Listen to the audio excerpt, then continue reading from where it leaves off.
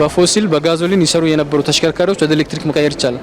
እነዚህ ኢንተርቬንሽኖችን ካደረጉ የተወሰነ አመት ሊያገለግሉ ይችላሉ። ያ ካልሆነ ግን ዜጋ እየገደሉ መኖር ስለሌለበት ከከተማ ይወጣሉ ማለት ነው። የአሜሪካው ፕሬዝዳንት ዶናልድ ትራምፕ መካከለኛው ምስራቅን በጎበኙበት ሰሞን በጋዛ የእስራኤል ወታደራዊ ጥቃት ተጠናክሮ ቀጥሏል። ከሰሞኑ የእስራኤል ጦር በጋዛ ላይ ተከታታይ ጥቃት መፈጸሙንም ገፍቶበታል።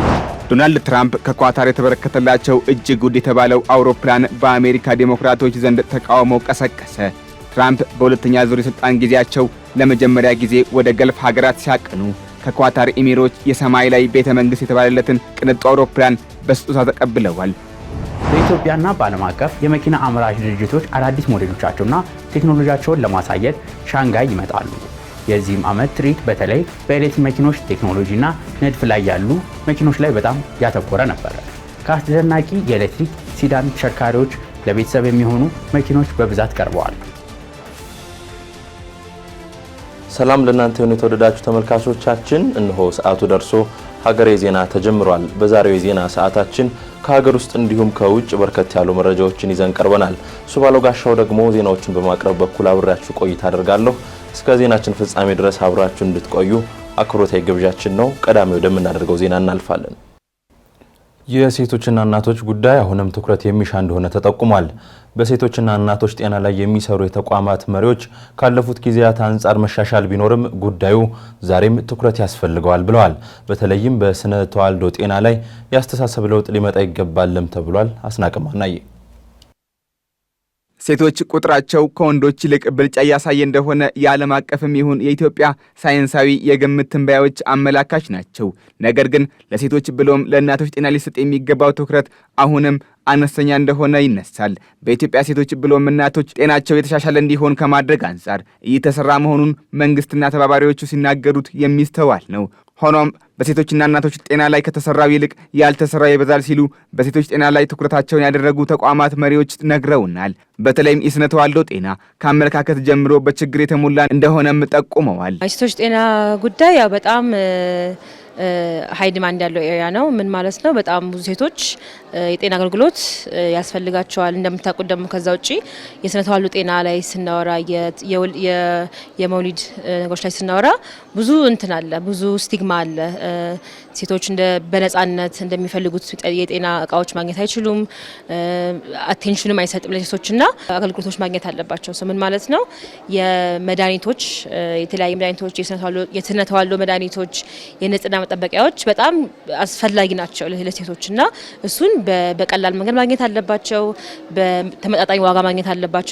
ካለሱ መኖር ስለማይችሉና እሱ ላይ በደንብ አቅርቦት መጠናከር አለበት። እንደ ኖርማል ንግግር የሚያስፈልጋትን ነገር ተዝናንታ መጠየቅ አለበት አንድ ሴት ልጅ። እሱም መጠንከር አለበት። እንግዲህ የሀገራችን 51 በመቶ በላይ የሚሆኑት ዜጎቻችን ሴቶች ናቸው። ይሄን ግማሹን የሚሆን የማህበረሰብ ክፍል ጤና መጠበቅ ሁሉንም የማህበረሰብ ክፍል ጤና መጠበቅ ተደርጎ ይቆጠራል። ከዚያ አኳያ ነው የሴቶች ጤና ዋስትና ነው፣ የሴቶች ጤና በጣም አስፈላጊ ነው የሚባለው። ከዚህ ውስጥ በተለይ ከስነ ተዋልዶ ጤና ፕሮግራም ጋር በምናዛመድበት ሰዓት የስነ ተዋልዶ ጤና ፕሮግራም ለማህበረሰባችን ከወጣቶች ጀምሮ በተለይ ህልም አላቸው እህቶቻችን፣ ልጆቻችን ያን ህልማቸው እንዲኖሩ ሊያደናቅፋቸው የሚችሉ ብዙ ደንቃራ ነገሮች አሉ መንገዶች ላይ። ስለዚህ ምናልባት ይሄን ደንቃራ ነገሮች ልናስወግድ የምንችለው በተለይ ከጤና ጋር በተገናኘ መንገድ ማለት ነው። የስነ ተዋልዶ ጤና ፕሮግራም ከትምህርት ጀምሮ ትምህርት መስጠት ምናልባት እንደ አስፈላጊነቱ ከእድሜያቸው ጋር ሊሄድ የሚችል ሌሎች ተዛማጅ የሆኑ አገልግሎቶችን መስጠት አስፈላጊ ነው የሚሆነው። የመድኃኒት አለመገኘት ወይም የዋጋው ከፍተኛ መሆን፣ የፍትሃዊ ተደራሽነት፣ የሰለጠኑ ባለሙያዎች በሀገሪቱ በተገቢው ልክ አለመሰራጨታቸው ሌላኛው ችግር ሆኖ በጥናቶች የሚነሳ ነው። ስር የሰደደው የጾታ መድሎ በሀገሪቱ የረጅም ዓመት ኑባሬ መሆኑንም የብሮገን ፕሮጀክት ጥናት ያስረዳል። ለዚህም ጾታዊና አካላዊ ትንኮሳዎች አሁንም ድረስ በሀገሪቱ ያሉ መሆናቸውን አስረጂ ሆነው ይቀርባሉ። ይሁን እንጂ በተለይም ከስነ ተዋልዶ ጋር በተያያዘ የሚከሰት የእናቶች ሞት በእጅጉ መቀነስ ማሳየቱ በበጎ የሚነሳ ነው። ለዚህም ከ20 ዓመት ወዲህ በትግበራ ላይ ያለው የጤና ኤክስቴንሽን ስራ ምስጋናውን የሚወስድ ነው ሲባልም ይነገርለታል። የዛሬ 25 ዓመት አካባቢ በዓለም ላይ ብዙ እናቶች ከሚሞቱባቸው ሀገሮች ውስጥ አንዷ ኢትዮጵያ ነች። እንግዲህ ኢትዮጵያ፣ ህንድ፣ ናይጄሪያ፣ ፓኪስታን፣ አፍጋኒስታን የሚባሉ ሀገሮች 50% የሚሆኑ የእናቶችን ሞት ቁጥር የሚያዋጡ ናቸው። ኢትዮጵያ ከነዚህ 5 ሀገሮች ናቸው ያሉትና የዛን ጊዜ የነበረው ሁኔታ ለእናቶች በጣም የጨለማ ጊዜ ነው። በትምህርት ብዙም የለም፣ የጤና አገልግሎት ተደራሽነትም ብዙም አይደለም። የዛሬ 5 አካባቢ ግን ከዛ ጀምሮ በመንግስት የወጡ ፖሊሲዎች በማህበረሰብ በሲቪል ማህበረሰብ ወይም ደግሞ መንግስታዊ ባልሆኑ ድርጅቶችና ከመንግስት ጋር በመሆን በተጓዳኝነት እየሰራ ናቸው ስራዎች ላለፉት 25 እና 20 ዓመታት ብዙ አንጻራዊ ለውጦች መጥተዋል። ከእናቶችና ሴቶች ጋር በተገናኘ የሚከሰቱ በሽታዎች የጤና ሚኒስቴር ትኩረት መስክ ነው የሚሉት የቅዱስ ጳውሎስ ሆስፒታል ሚሊኒየም ሜዲካል ኮሌጅ ፕሮቮስት ዶክተር ሲሳይ ስርጉ የማህፀን በር ጫፍ እንዲሁም የጡት ካንሰር የጎላ ጫና እየፈጠሩ መሆናቸውን በማስረዳት የበለጠ እንዲተኮርባቸው ጠይቀዋል። እንደ አንድ ትልቅ ፕሮግራም የተያያዘው የእናቶችና የህፃናት ጤና ነው። ስለዚህ የእናቶችና ህፃናት ጤና ከወሊድ ጋር ተያይዞ የሚመጣ አለ፣ ቅድመ ወሊድ አለ፣ ደግሞ እንደሌሎችም ደግሞ ሜዲካል ችግሮች አሉ አብረው ተያይዘው የሚመጡ። ስለዚህ እነዛ ላይ ትኩረት አድርጎ የሚሰራ ነገር ነው። እንግዲህ አሁን ዋነኛው ለምሳሌ አንደኛው ብዙ ችግር ተብሎ የሚወራው ከወሊድ ጋር ተያይዞ የወሊድ ክትትል ማድረግ፣ በሰለጠነ ባለሙያ ማዋለድ እና ከዛ ደግሞ ወሊድ ጋር ተያይዘው የሚመጡ የእናትን ሞት ሊያመጡ የሚችሉ ችግሮችን መከላከል ነው። ይሄም እንግዲህ የጤና ሚኒስቴርም አንዱ የትኩረት ስራ ነው። ጳውሎስም እንደ አንድ ራሱን የቻለ የጤና አገልግሎትና የሕክምና ትምህርት እንደሚሰጥ ተቋም ትኩረት ሰርቶ የሚሰራው ስራ ላይ ነው ማለት ነው። እርግጥ ማስፋፋት ያስፈልጋል። እነኝንም የጡት ካንሰርንም እንደዚሁ የተያያዘ ነው። ስለዚህ እንደው እነኚህ ላይ ትኩረት ተደርጎ በጣም ለሴቶች ላይ የጎላ ጫና የሚያመጡ ስለሆነ የእናቶች እና ከወሊድ ጋር የተገናኘው የቅድመ ካንሰር ያልኩት ስለሆኑ እንደው ትኩረት የሚያገኙ ስለሆነ ነው እንጂ ሌሎቹም የጤና ችግሮች ሴቶች ላይም ተጋላጭነታቸው በተለያየ ምክንያት ሊጨምር ስለሚችል እዛ ላይም ትኩረት ሰጥቶ መስራት ያስፈልጋል ማለት ነው። በአዲስ አበባ ያለው የህዝብ ቁጥርና የትራንስፖርት አማራጭ አለመመጣጠኑ በዘርፉ ከፍተኛ ፈተና ቢሆንም ያረጁ መኪኖች ከከተማ እንደሚወጡ የትራንስፖርትና ሎጂስቲክስ ሚኒስቴር አስታውቋል። ያረጁ መኪኖች ወደ ከባቢ አየር የሚለቁት የካርቦን ልቀት ከፍተኛ መሆኑን ተከትሎ ውሳኔ ላይ መደረሱም ነው የተነገረው። ዳግም ተገኝ እያደገ የመጣው የነዋሪ መጠንና የትራንስፖርት አቅርቦት አለመመጣጠን ዓመታት የተሻገረ የአዲስ አበባ ከተማ ችግር ሆኖ ቆይቷል። ይህን ተከትሎ የትራንስፖርት ችግር የከተማዋ ስንኮፍ እንደሆነ ዛሬም ድረስ አለ። መንግስት የከተማዋ የትራንስፖርት ችግር ለመቅረፍ አዳዲስ የብዙሃን ትራንስፖርት የሚሰጡ ተሽከርካሪዎችን ወደ ገበያ ቢያስገባም ችግሩን ማቅለል እንጂ መፍታት አልተቻለም። ሀገሬ ቴሌቪዥን ያነጋገራቸው የትራንስፖርትና የሎጂስቲክስ ሚኒስትር ዴኤታ በርሆ ሐሰን የኢትዮጵያ ኢኮኖሚ እያደገ መሄዱን ተከትሎ የትራንስፖርት አማራጮች አቅርቦት ችግር አሁንም ድረስ እንዳልተቀረፈ ያምናሉ። ሚኒስትር ዴታው አክለውም የሀገሪቱ ህዝብ ቁጥርና ያለው የትራንስፖርት አማራጭ አለመመጣጠኑ በዘርፉ ከፍተኛ ፈተና መሆኑን ገልጸዋል። ሎጂስቲክስ ላይ ትልቁ ተግዳሮት አቅርቦት ነው። ኢኮኖሚ እያደገን ያሉን ትራኮች ቁጥር ውስን ነው። ባቡር አቅሙ ይታወቃል፣ እያሰፋን ያለን ቢሆንም በኢኮኖሚው ልክ አቅርቦትን የሚያሳልጥ እና አዳዲስ ትራኮች እጥረት ከዚህም አኳያ እጥረት አለ። ያሉን የባስ ቁጥርና 130 ሚሊዮን ህዝብ በሰዓት ለማስገባት ያለው አቅርቦት በቂ አይደለም። የሎጂስቲክስ አቅርቦት ችግር አለ። እሱም በገለጽኩት ነው። የትራክ ችግር እጥረት ነው ያለው። እሱም መንግስት ስትራቴጂካሊ ለመፍታት ጥረት እያደረገ ነው ያለው። የእድሜ ጫና ከከበዳቸው እስከ ዘመናዊና ቅንጡ ተሽከርካሪዎች ድረስ በከተማዋ ጎዳናዎች ላይ ማየት የተለመደ ነው። እድሜያቸው ከ40 ዓመት በላይ የሆኑ መኪኖች ከስራ የሚወጡበት አሰራር እየተዘረጋ መሆኑን ሚኒስትር ዴታው ጠቁመዋል። የውሳኔ በጫና ውስጥ ያለውን የከተማዋን ትራንስፖርት አገልግሎት ወደ ባሰ ችግር ውስጥ አይከተውም ወይ በሚል ላነሳነው ጥያቄ ተከታዩን ምላሽ ሰጥተውናል። ከዚህ አኳያ ደግሞ ኢትዮጵያ ግሪን ኢኮኖሚ ነው እየመራች ያለችው። ግሪን ኢኮኖሚ ደግሞ ግሪን ሞቢሊቲ ይጠይቃል። ዜጎቻችን ከተሽከርካሪዎች ነዳጅን ነው የሚጠቀሙት። የምናስገባው ነዳጅ የኳሊቲም የአያያዝም ችግር አለበት። ሜንቴናንስ ችግር ያለብን ሀገር ነን። እንዳገር ማንም በኦን ታይም መኪናውን ሜንቴን አያደርግም። ይሄ ነገሮች ተያይዘው ኢሚሽን አቅም ከፍተኛ ነው። የትራንስፖርት ኦልዲስ የሆኑ ባሶች እንደ ሃይገር ያሉ ሌሎችም ብራንዶችን መጥቀስ ይቻላል። ከ50-60 ዓመት በላይ መንገድ ላይ የተነዱ ያሉ አሉ። እነዚህ ነገሮች ተደማምረው ኢማኔት የሚያደርጉት የግሪን ሃውስ ጋዝ ከፍተኛ ነው የሚሆነው። እንደዚህ እንደ አዲስ አበባ ኮምፓክትድ በሆኑ ከተሞች ላይ ደግሞ ዜጎችን ጤና የሚያውኩ አካባቢን የሚበክሉ የካርቦን ኢሚሽን ይኖራል ማለት ነው። ይሄን ተክል ማድረግ የሚቻለው የኤጅ ሊሚት ተግባራዊ ማድረግ ነው። የተለየ ኢንተርቬንሽን የተለየ አያያዝ ውስጥ ካላለፉ በስተቀር የዜጎችን ጤና ነው እየጎዱ ያሉት ማለት እየተጎዱ ያሉት ዜጎች ጤናን ስለሚያሳስበን ኤጅ ሊሚት ተግባራዊ እናደርጋለን። አክለውም ያረጁ መኪኖች ወደ ከባቢ አየር የሚለቁትን የካርቦን ልቀት በቴክኖሎጂ ማስቀረት የሚችሉ ከሆነ አሊያም ወደ ኤሌክትሪክ መቀየር የሚችሉ ከሆነ የተወሰነ ዓመት ማገልገል እንደሚችሉ በመግለጽ ያንን ማድረግ ያልቻሉት ከከተማ እንዲወጡ ይደረጋል ሲሉ ተናግረዋል። ኤጅ ሊሚት ተግባራዊ እናደርጋለን ማለት ሁሉም በአንዴ ከጥቅም ውጭ ይሆናሉ ማለት አይደለም። ቴክኖሎጂ ተጠቅመው ኢሚሽን አቅማቸው መቀነስ ይችላሉ። እንደገና ደግሞ አሁን በቅርቡ ያጸደቅነው ሪትሮፊቲንግ ስታንዳርድ አለ። በፎሲል በጋዞሊን ይሰሩ የነበሩ ተሽከርካሪዎች ወደ ኤሌክትሪክ መቀየር ይቻላል። እነዚህ ኢንተርቬንሽኖችን ካደረጉ የተወሰነ ዓመት ሊያገለግሉ ይችላሉ። ያ ካልሆነ ግን ዜጋ እየገደሉ መኖር ስለሌለበት ከከተማ ይወጣሉ ማለት ነው። በከተማዋ የሚገኙ ባለሀብቶች መዋዕለ ንዋያቸውን በትራንስፖርት ዘርፉ ላይ በማፍሰስ የሚታየውን የትራንስፖርት ችግር ለማቃለል ሊሰሩ እንደሚገባ አጽንኦት ሰጥተዋል። የእስራኤል ጦር ትላንት ረቡዕ በጋዛ ሰርጥ በፈጸመው መጠነ ሰፊ ጥቃት ቢያንስ 80 ፍልስጤማውያን መገደላቸው ተሰምቷል። ከጥቃቱ በፊት የእስራኤል ጦር በጋዛ ለሚኖሩ ነዋሪዎች ማስጠንቀቂያ ሰጥቷቸው እንደነበርም ተሰምቷል። እስራኤል ወደ ጋዛ የሚገባውን እርዳታ ማገዷን ተከትሎም የጋዛ ነዋሪዎች ለረሃብ አደጋ ተጋልጠዋል ተብሏል። አልታየ ኪዳኔ ዝርዝሩን ይዟል። የአሜሪካው ፕሬዝዳንት ዶናልድ ትራምፕ መካከለኛው ምስራቅን በጎበኙበት ሰሞን በጋዛ የእስራኤል ወታደራዊ ጥቃት ተጠናክሮ ቀጥሏል። ከሰሞኑ የእስራኤል ጦር በጋዛ ላይ ተከታታይ ጥቃት መፈጸሙንም ገፍቶበታል። ወደ መካከለኛው ምስራቅ ባቀኑት የአሜሪካው ፕሬዝዳንት ዶናልድ ትራምፕ ግፊት ከ19 ወራት በኋላ ሐማስ በእጁ ከያዛቸው ታጋቾች መካከል የእስራኤልና አሜሪካ ጥምር ዜግነት ያለውን ኤዳን አሌክሳንደር የተባለ ታጋች ለቋል። ይሁንና የታጋቹ መለቀቅ ለጥቃቱ መቆም ዋስትና አይሆንም እያለች ያለችው እስራኤል የምታደርሰውን ጥቃት ገፍታበታለች። የእስራኤል ጦር ትላንት ረቡዕ ዕለት በጋዛ ሰርጥ በፈጸመው መጠነ ሰፊ ጥቃት ቢያንስ 80 ፍልስጤማውያን መገደላቸውን የአካባቢው የጤና ባለስልጣናት ገልጸዋል።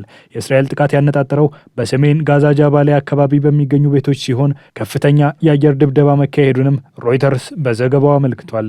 የጤና ባለሙያዎች ስለ ጉዳዩ እንዳብራሩት ከሞቱት መካከል አብዛኞቹ ሴቶችና ህጻናት እንደሆኑም ተሰምቷል። በጋዛ የሚደረገው ጦርነት ለበርካታ ሰዎች ህልፈተ ህይወት ምክንያት እየሆነ ቀጥሏል። ፍልስጤማውያን ላለፉት 2 ዓመታት በላይ ሲያሳልፉት የነበረው የመከራና የስቃይ ህይወት አሁንም መቀጠሉ እየተነገረ ነው የሚገኘው። እስራኤል በትላንትናው ዕለት በካን ዩኒስ በሚገኘው ዩሮፒያን ሆስፒታል ላይ በፈጸመችው ጥቃት 28 ሰዎች መሞታቸውንና በርካቶች መቁሰላቸው ከተሰማ በኋላ በጃባሊያ የሚገኙ ነዋሪዎች ካሉበት ቦታ ለቀው እንዲወጡ ትዕዛዝ አስተላልፋ ነበር። ማክሰኞ ዕለት በኢራን የሚደገፈው ታጣቂ ቡድን ከሐማስ ጋር በመተባበር ሮኬቶችን ከጋዛ ወደ እስራኤል መተኮሱ ሲገለጽ ይህንን ተከትሎ ነው እስራኤል የአጸፋ እርምጃ ከመውሰዷ ጥቂት ቀደም ብሎ ወታደሮቹ በጃባሊያና በአቅራቢያው ቤተላያ አካባቢ ላሉ ነዋሪዎች የመልቀቂያ ትዕዛዝ የሰጡት። ጦሩ በጋዛ ከተማ ውስጥ ባሉ በርካታ አካባቢዎች ላሉ ሰዎች አዲስ የመልቀቂያ ትዕዛዝ በማውጣት በሺዎች የሚቆጠሩ ፍልስጤማውያን መጠለያቸውን ለቀው እንዲወጡ እንዳስገደዳቸው ተገልጿል።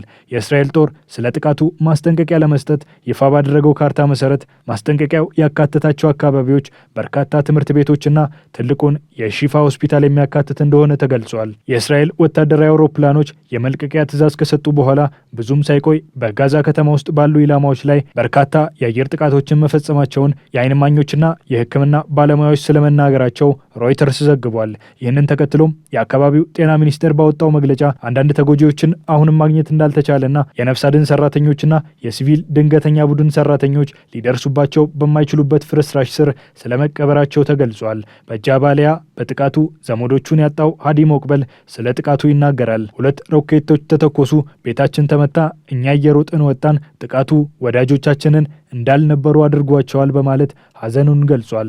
ከሟቾች መካከል ህጻናትና ሴቶች ይገኛሉ ያለው ሃዲ አስከሬናቸውን ማየቱን በማስረዳት የተመለከተው ነገር የሚረብሽ እንደነበር ገልጿል።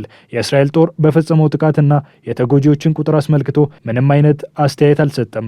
ሪፖርቶቹን ለማጣራት እየሞከረ እንደሆነ ግን ተሰምተዋል። የሮይተርስ የቴሌቪዥን ምስል ነዋሪዎች ወደ ፈረሰው ቤታቸው ሲመለሱ ያሳየ ሲሆን አንዳንዶች የቤት ዕቃዎቻቸውን እያፈላለጉ ነው ተብሏል። እስራኤል ከዚህ ቀደም በጋዛ ስታካሄደው በነበረው ዘመቻ የተለያዩ የሐማስ ወታደራዊ አዛዦችንና አመራሮች ተገድለዋል። ከትላንት በስቲያ በፈጸመችው ጥቃት ደግሞ የሐማስ ከፍተኛ ባለስልጣን መሐመድ ሲንዋርን ኢላማ አድርጋ ነበር። ይህ ባለስልጣን የጋዛ የቀድሞ የሐማስ መሪ የሆነው የአያ ሲንዋር ታናሽ ወንድም ነው። መሐመድ ሲንዋር ባለፈው ክረምት እስራኤል ባደረገችው ጥቃት መሐመድ ዴፍ መገደሉን ተከትሎ የቡድኑ ወታደራዊ ክንፍ አዛዥነትን ሚና እየተወጣ እንደነበር ታምኖበታል። የእስራኤል የዜና ምንጮች የጸጥታ ባለስልጣናትን ጠቅሰው እየዘገቡ እንደሚገኙት የሐማስ ወታደራዊ መሪ መሐመድ ሲንዋርና ሌሎች ከፍተኛ ባለስልጣናት በደቡባዊ ጋዛ ከተማ ካን ዩኒስ በሚገኘው አውሮፓ ሆስፒታል ስር ተገድለዋል። ይሁን እንጂ በእስራኤል ጦርም ሆነ በሐማስ በኩል ይህ ባለስልጣን ስለመገደሉ ምንም ማረጋገጫ አልተገኘም። በትላንትናው ዕለት የዓይን እማኞችና የሕክምና ባለሙያዎች እንዳሉት የእስራኤል የአየር ድብደባ በአውሮፓ ሆስፒታል ከተፈጸመ በኋላ ብዙ ሰዎች ቆስለዋል። እስራኤል በጋዛ እየፈጸመች ባለችው ድብደባ ከፍተኛ አበሳ እያዩ የሚገኙት ፍልስጤማውያን በተጨማሪም ወደ ጋዛ የሚገባው ሰብአዊ እርዳታ በመታገዱ ለረሃብ አደጋ መጋለጣቸው እየተነገረ ነው። ከየካቲት 23 2017 ዓ.ም ጀምሮ ለጋዛ ምንም አይነት ሰብአዊ እርዳታ አልገባም። ይህንን ተከትሎም ግሎባል ሃንገር ሞኒተር ግማሽ ሚሊዮን ሰዎች ለረሃብ ይጋለጣሉ ሲል አስጠንቅቋል። ይሁን እንጂ እስራኤል ሐማስ በዓለም አቀፍ ተራድኦ ድርጅቶች የሚለገሰውን እርዳታ ለራሱ ፍጆታ እያዋለው ነው ስትል የምትከስ ሲሆን እናም ሐማስ የቀሩትን እስራኤላውያን ታጋቾች በሙሉ እስኪፈታ ድረስ ወደ ጋዛ የሚደርሰውን ሰብአዊ እርዳታ አገዳለች። ሐማስ በበኩሉ ይህንን የእስራኤል ክስ የማይቀበለው መሆኑን ይገልጻል። ዶናልድ ትራምፕ ከኳታር የተቀበሉት ቅንጡ አውሮፕላን በአሜሪካ እንደራሴዎችና የሕግ ባለሙያዎች ተቃውሞ ገጥሞታል። በአሜሪካ ሕግ መሰረት የፌዴራል መንግስት ከፍተኛ አመራሮች ከኮንግረስ እውቅና ውጭ ምንም አይነት እጅ መንሻ ሊቀበሉ አይችሉም።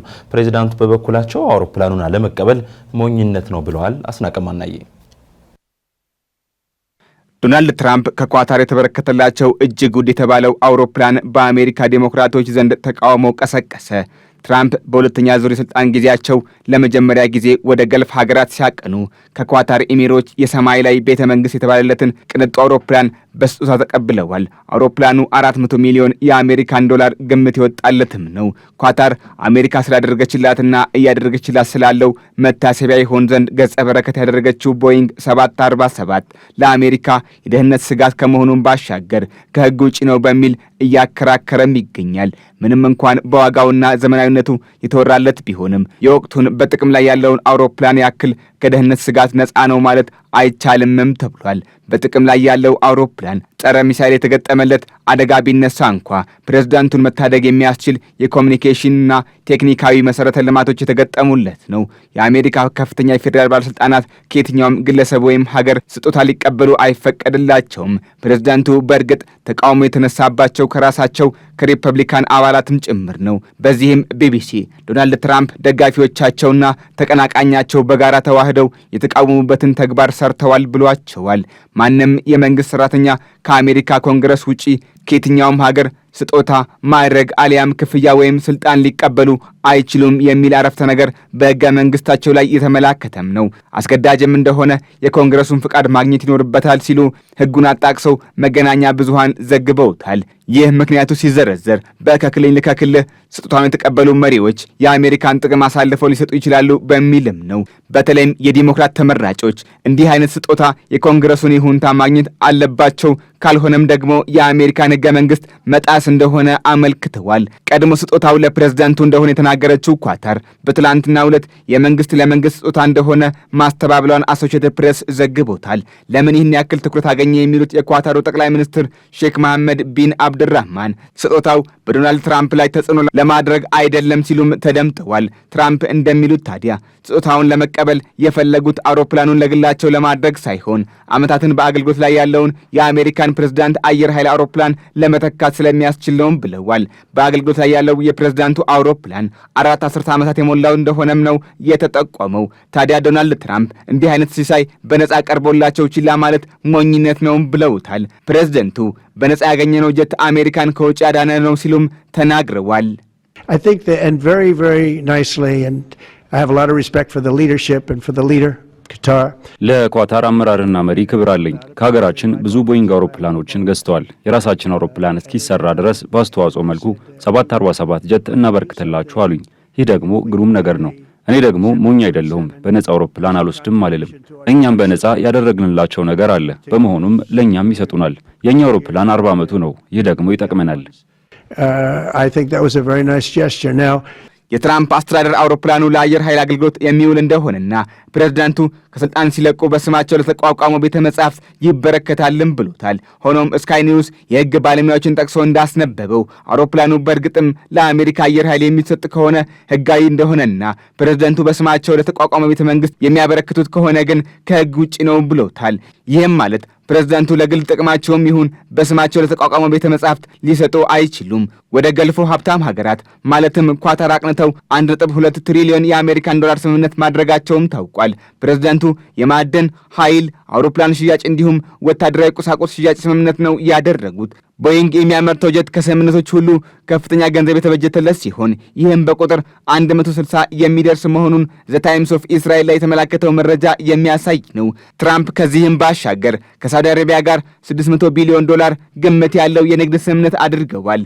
በዚህም ታዲያ አሜሪካ ታላቅ ትሆንበታለች ያሉትን ገንዘብ እያሰባሰቡ እንደሆነም ነው የተጠቆመው። ከዚህም በተጨማሪ ይህ ስምምነት በሚሊዮን ለሚቆጠሩ አሜሪካውያን ተጨማሪ ስራ የሚፈጥርላቸው እንደሆነም ነው የዋሽንግተን መረጃዎች የሚጠቁሙት። ትራምፕ በእርግጥ ወደ ስልጣን ከመጡ ማግስት ጀምሮ የትኩረት አቅጣጫቸው ከአውሮፓም ከእስያም ይልቅ መካከለኛው ምስራቅ ነው። ሰውየው በንግግራቸው በተለይም መሐመድ ቢን ሰልማንና የሌሎችም የገልፍ ሀገራት መሪዎች የሚዘነጉ አይደሉም። እንደ ፕሬዝዳንቱ እምነት አሜሪካ ከነዚሁ ሀገራት ጋር የምታደርገው የንግድ በተለይም የኃይል መሰረተ ልማት ላይ ያተኮረ ግንኙነት እጅጉን ወሳኝ እንደሆነ የሚያምኑ ናቸው።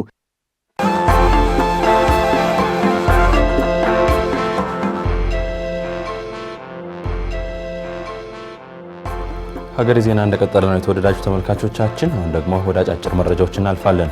የዓለም አቀፍ የሴቶች ቀንን ምክንያት በማድረግ እችላለሁ በሚል መሪ ቃል አቢሲኒያ ባንክ ለአራተኛ ጊዜ ያዘጋጀው የሴቶች የተሰጥኦና የፈጠራ ውድድር የመዝጊያ ስነ ስርዓት ተካሂዷል። የባንኩ የደንበኞች አስተዳደር ዋና መኮንን ደሳለኝ ዘንጋው ካለፉት ዙሮች አንጻር የሆኑ ዙር በሽልማት መጠን እንዲሁም በተሸላሚዎች ቁጥር ብልጫ እንዳለውም ተናግረዋል። አራተኛ ጊዜ የተዘጋጀ ነው። በመጀመሪያው ዙር ሲዘጋጅ እንግዲህ ከነበረው በብዙ መልኩ ይሄ ይለያል። የሚለይበት ምክንያት አንደኛ የተሳተፉት ሴት ስራ ፈጣሪዎችና ደንበኞቻችን በቁጥር በጣም ብዙ ናቸው። ሁለተኛ ደግሞ ባንካችንም ለነዚህ ሴት ስራ ፈጣሪዎች ያዘጋጀው ያመቻቸው የፋይናንስ ድጋፍ ከመጀመሪያው ዙር ከነበረው ለአንድ ተሸላሚ ወይም የስራ ፈጣሪ 300 ሺህ ብር ብድር ዝቅተኛ ወለድና ከማስያዣ ወይም ከኮላተራል ነፃ በሆነ ብድር ነበር ያመቻች የነበረው። በዛን ሰዓት 25 ሴቶች ናቸው ይህን እድል ያገኙት። አጠቃላይ 7.5 ሚሊዮን ማለት ነው። በዚህኛው በአራተኛው ዙር ግን ቁጥራቸውን ወደ 50 በማድረስ እና ለእያንዳንዳቸው እንደዚሁ 500 ሺህ ብር ብድር በዝቅተኛ ወለድ ያለ ዋስትና ማለት ነው እንዲሰጣቸው በማድረግ 50 ሴቶችን የድሉ ተጠቃሚ አድርጓል። በዚህ ምክንያት እንግዲህ በዚህ ዓመት ብቻ ወደ 25 ሚሊዮን የሚጠጋ ብድር ተመቻችቶላቸዋል ማለት ነው። ውድድሩ ሴቶች እድሉ ከተሰጣቸው መጠቀምና ውጤታማ መሆን እንደሚችሉ ማሳያ መሆኑን አክሎ የገለጹት አቶ ደሳለኝ ፕሮግራሙ ወሩን ሙሉ በተለያዩ ዝግጅቶች ሲከበር መቆየቱንና ቀጣይነት እንደሚኖረው ገልጸዋል። ወደ ቀጣዩ ዜና እናልፋለን። በቀጣዩ በጀት ዓመት በ3 ክልሎች የታክሲ ግባኝ ኮሚሽን እንደሚያቋቁም የፌዴራል ታክሲ ግባኝ ኮሚሽን አስታወቀ። 3ቱ ክልሎች አማራ፣ ኦሮሚያና ሲዳማ መሆናቸውንም የኮሚሽኑ ፕሬዝዳንት አቶ ሙሉጌታ አያሌው ተናግረዋል። ኮሚሽኑ ባለፉት 9 ወራት ከ3.5 ቢሊዮን ብር በላይ የዳኝነት ውሳኔዎችን ማስተላለፉንም ፕሬዝዳንቱ ገልጸዋል። በዚህም በወራቱ ከተከፈቱ 1144 መዝገቦች መካከል 686 መዝገቦች ውሳኔ አግኝተዋል ሲል ፕሬስ ድርጅት ዘግቧል።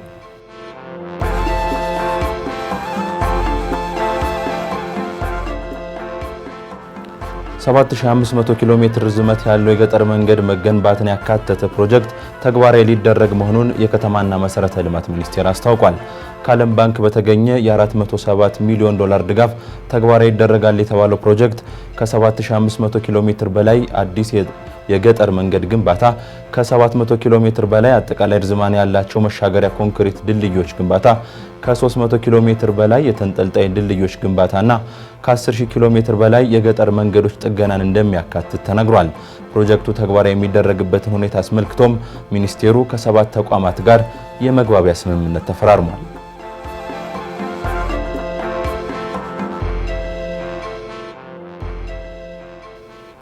የደቡብ አፍሪካው ፕሬዝዳንት ሲሪል ራማፎሳ ወደ አሜሪካ አቅንተው ከፕሬዝዳንት ዶናልድ ትራምፕ ጋር ሊወያዩ መሆኑ ተሰምቷል። ሁለቱ ሀገራት ነጭ የቆዳ ቀለም ካላቸው ደቡብ አፍሪካውያን ጋር በተገናኘ አለመግባባት ውስጥ መሆናቸው የሚታወቅ ሲሆን የፕሬዝዳንቶቹ ውይይትም በዚህ ጉዳይ ላይ ያተኩራል ተብሎ ተጠብቋል። ደቡብ አፍሪካ ፕሬዝዳንቱ በቀጣዩ ሳምንት ወደ ዋሽንግተን እንደሚያቀኑ ብታሳውቅም ዝርዝር ጉዳዮችን ግን ይፋ አላደረገችም ሲል አፍሪካ ኒውስ ዘግቧል። አሜሪካ ነጭ ደቡብ አፍሪካውያን ወደ ግዛቷ ቢመጡ እንደምታስተናግዳቸው ማስታወቋ የሚታወስ ሲሆን የደቡብ አፍሪካ መንግስት ግን የአሜሪካን ውሳኔ ተችቷል።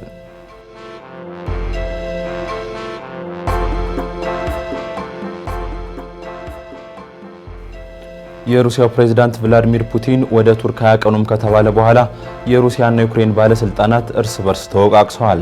ፕሬዝዳንት ፑቲን በረዳታቸው የሚመራና የውጭ ጉዳይና መከላከያ ሚኒስትር ዴኤታዎችን ያካተተው ልዑክ በኢስታንቡሉ ንግግር እንደሚሳተፍ ካሳወቁ በኋላ የዩክሬን አቻቸው ቮሎዲሚር ዜሌንስኪ የሩሲያ ልዑክ በረዳቶች የተሞላ ይመስላል ሲሉ ተችተዋል።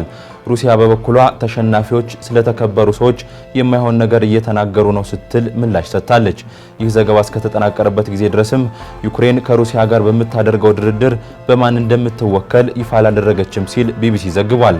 ፕሬዝዳንት ዜሌንስኪ ግን ቱርክ ገብተው ከቱርኩ ፕሬዝዳንት ረሲፕ ጣይብ ኤርዶሃን ጋር ንግግር አድርገዋል።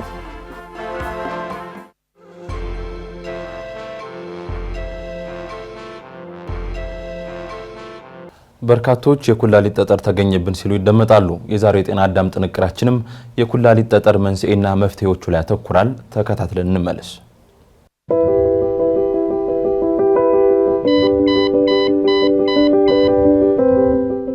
ሰላም የጤና አዳም ፕሮግራም ተከታታዮች፣ በባለፈው ፕሮግራማችን ውሃ በሰውነታችን ውስጥ ያለውን ጥቅሞች የተመለከትን ሲሆን ከዚህም ውስጥ ያየነው ውሃ በሰውነታችን ውስጥ አላስፈላጊ ተረፈ ምርቶች በማስወገድ ከሽንትና ቧንቧ ኢንፌክሽን መከላከል ከብዙዎቹ በጥቂቶቹ ነበሩ። በዛሬ ፕሮግራማችን ደግሞ ውሃ በመጠጣት መከላከል ስለምንችለው የኩላሊት ጠጠር በሽታ አጠር ያለ መረጃ እናደርሳችኋለን። እኔ ዶክተር ትንሳኤ ነኝ። አብራችን ቆዩ።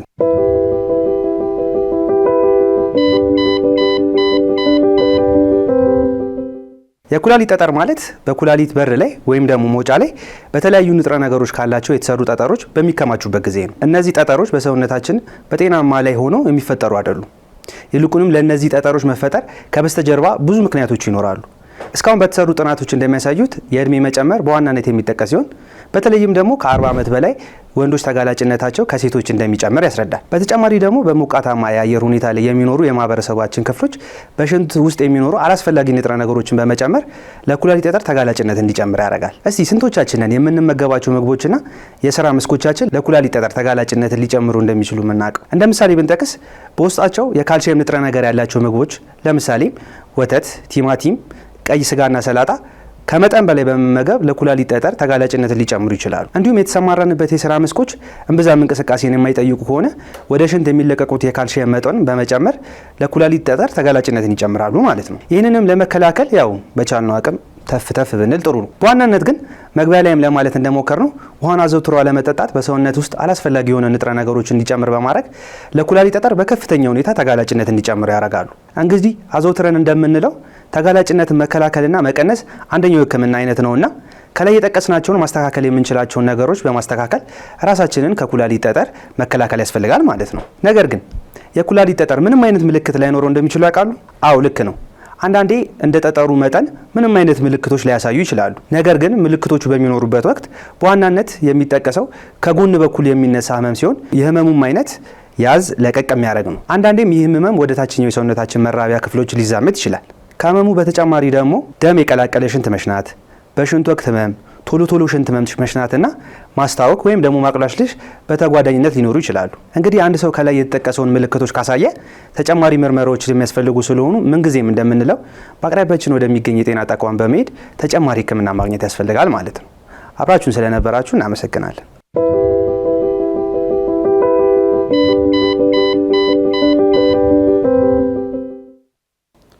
በቻይና ሻንጋይ በተካሄደው የዘንድሮ የተሽከርካሪዎች ኤግዚቢሽን ላይ ዓለምን ያስገረሙ አዲስ ሞዴል መኪኖች ታይተዋል። የዛሬው የሀገሬ ጋራዥ ጥንቅራችንም እነዚህ አግራሞትን የጫሩ መኪኖችን ያስቀኝናል። ተከታትለን እንመለስ።